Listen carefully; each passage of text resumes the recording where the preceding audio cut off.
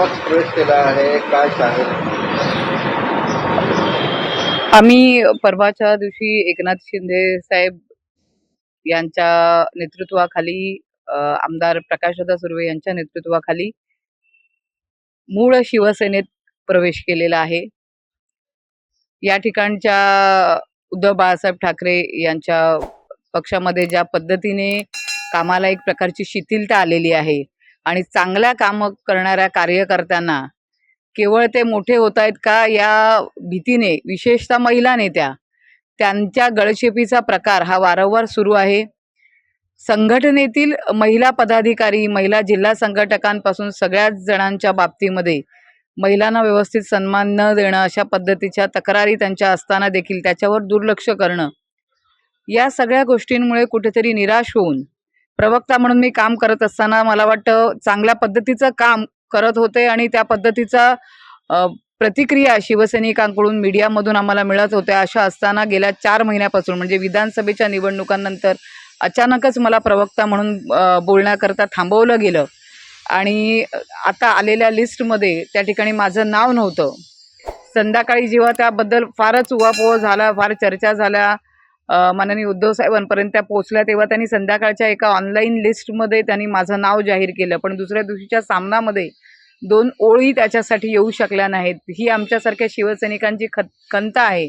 आम्हाला काही नको असतं, आम्हाला हवी असते नेत्याची शाबासकीची थाप, पण ती देखील देण्यामध्ये कंजूसी केली गेली आणि त्यामुळे एका बाजूला मरगळ आलेला, शिथिलता आलेला पक्ष आणि दुसऱ्या बाजूला अत्यंत नवादमाने कार्यकर्त्यांना बरोबर घेऊन कार्यकर्त्यांमधलाच नेता जो त्या पक्षाचं नेतृत्व करत आहे, असं एकनाथ शिंदे साहेब ज्या पद्धतीने मुंबईत त्यांनी कामाला सुरुवात केलेली आहे, हिंदुत्वाचा मुद्दा लावून धरलेला आहे, वक्फ बोर्डमध्ये शिवसेनेची झालेली, उद्धव बाळासाहेब ठाकरे यांच्या पक्षाची झालेली भूमिका ही देखील कुठेतरी मनाला न पटणारी होती आणि या सगळ्याचा एकत्रित जो परिणाम आहे तो असा झाला की आम्ही परवा माननीय एकनाथ शिंदे साहेब यांच्या नेतृत्वाखाली मूळ शिवसेनेमध्ये जोरदारपणे प्रवेश केलेला आहे. आपण आरोप करत आहे की युतीमध्ये महिलांचे सन्मान नाही आहे, काय सांगाल?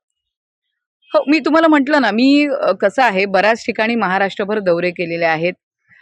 नांदेड असेल, जालना असेल, परभणी असेल, हिंगोली असेल, नागपूरमधल्या बऱ्याचशा भागामध्ये असेल, कोल्हापूर आहे, सोलापूर आहे, धाराशिव आहे, या सगळ्या भागांमध्ये फिरत असताना महिलांच्या बऱ्याच तक्रारी होत्या की आमच्याकडे दुर्लक्ष होतं. आम्हाला पक्षातील कार्यक्रमांमध्ये सन्मान देण्यापासून त्यांची सुरुवात होते, ते वेगवेगळ्या कार्यक्रमाचं नियोजन करण्यापासून सगळ्यामध्ये त्यांना केवळ इलेक्शन पुरतं त्यांना उपयोगात आणायचं आणि त्यानंतर त्यांना बाजूला काढून ठेवायचं, अशा पद्धतीचं काम पुरुष पदाधिकाऱ्यांकडून होताना दिसतं. त्याची कुठेतरी खंत महिलांनी वारंवार व्यक्त केली, पण पक्षाला या संदर्भातल्या तोंडी आणि लेखी गोष्टी कल्पना देऊन देखील त्यामध्ये काही विशेष सुधारणा झालेली दिसली नाही. त्यामुळे आपण बघाल आताही आणि भविष्यात देखील बऱ्याच महिला पदाधिकारी जिल्हा लेवलवरच्या, ग्रामीण पातळीवरच्या या देखील पक्ष सोडून जाताना दिसतील. आपण बीजेपीमध्ये पण जाऊ शकतात, पण शिवसेना का नाही? बघा, माझा पूर्ण प्रवास जो आहे तो शिवसेना, म्हणजे शिवसेनेतच राजसाहेब ठाकरे यांच्याबरोबर मी काम केलेलं आहे, त्यानंतर शिवसेनेत, त्यामुळे शिवसेनेच्या मुशीमध्ये वावरलेले आम्ही कार्यकर्ते आहोत. आम्हाला बीजेपीतले कार्यकर्तेही नवीन असले असते, तिथली कार्यपद्धतीही नवीन असली असती, पण ही मूळ शिवसेना आहे. इथे गेल्यानंतर ते देखील आपलंच घर आहे, कारण तिथे जे सगळे लोक आहेत हे आमच्याच शिवसेनेतले होते आणि त्याच्यामुळे शिवसेना परिवारातलेच लोकांबरोबर आपण पुन्हा एकदा सामील व्हावं आणि त्याच ढाच्यामध्ये काम करावं, ह्या प्रामाणिक हेतूने आम्ही शिवसेनेतच प्रवेश केलेला आहे. साहेबांनी काय आश्वासन दिले आहे? शिंदे साहेब, सगळ्यात महत्त्वाचं तर त्यांना कॉमन मॅन किंवा डेडिकेटेड कॉमन मॅन का म्हटलं जातं ह्याची चुणूक आम्हाला अवघ्या 10 मिनिटात मिळाली. अत्यंत चांगल्या पद्धतीने कनेक्ट करणारा, आपल्या बरोबरचा एक नेता, एक सामान्य माणूस आपल्याशी बोलतोय अशी चर्चा करताना जाणीव झाली, ज्याला समाजाची फार कणीव आहे आणि काहीतरी चांगलं करायचंय. बाळासाहेबांचे विचार, धर्मवीर आनंद दिघेंचे विचार कशा पद्धतीने ते घेऊन जाणार आहेत याची जणू काही त्यांनी त्यांच्या अर्ध्या तासाच्या त्या संभाषणामध्ये त्याची चुणूक त्यांनी दाखवली आणि अत्यंत स्वतःला समर्पित करून आज मुंबई आणि महाराष्ट्रासाठी ते काम करत आहेत. आणि त्यांनी आश्वस्त केलेलं आहे की जुन्या ज्या काही गोष्टी झाल्या असतील या आपण सोडून दिल्या पाहिजेत आणि त्या सोडून देऊन तुमच्यासारखे कुशल संघटक असलेले मी असेल, संजयजी घाडी असतील, त्यांनाही ते अत्यंत चांगल्या प्रकारे त्यांच्या कार्यपद्धतीला ते ओळखून आहेत. तर मला आता विधानसभेच्या निवडणुकीनंतर माझी प्रमुख कार्य आहे संघटना बांधणी, आणि याकरता मला तुमच्यासारख्या संघटना बांधणीत कार्यकुशल असणाऱ्या लोकांची मला अत्यंत गरज आहे, आणि आपण बिनधास्त कामाला लागावं. मी समर्थपणे तुमच्या पाठीशी उभा आहे असं त्यांनी आम्हाला आश्वासित केलेलं आहे. शिवसेना युतीचे भविष्य काय आहे?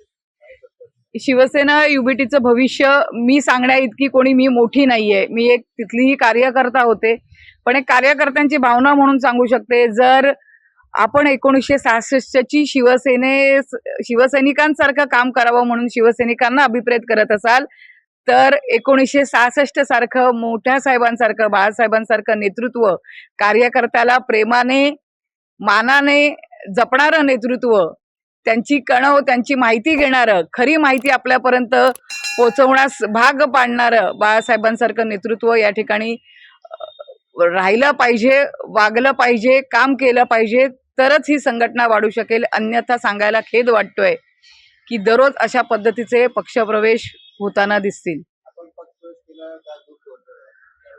100% ना. कुठलाही व्यक्ती जेव्हा इतक्या म्हणजे विचार करा, मला माहिती आहे की आता गद्दार वगैरे बोलून फेसबुक, इंस्टाग्राम, सगळ्याच सोशल मीडियाच्या ह्याच्यावर तो ट्रेंड केला जातोय, परंतु गेल्या 3.5 वर्षामध्ये कधी आमच्या मनात हा विचार आला नाही. किंबहुना माझे जेवढे व्हिडिओज फिरवले जात आहेत, मी त्याच शिवसैनिकांना सांगीन की हे तुम्हीच फिरवत असलेले व्हिडिओ, हे माझं काम आहे. मी केलंय हे काम 3.5 वर्षामध्ये, बिनधास्तपणे केलंय आणि पक्षासाठी केलंय.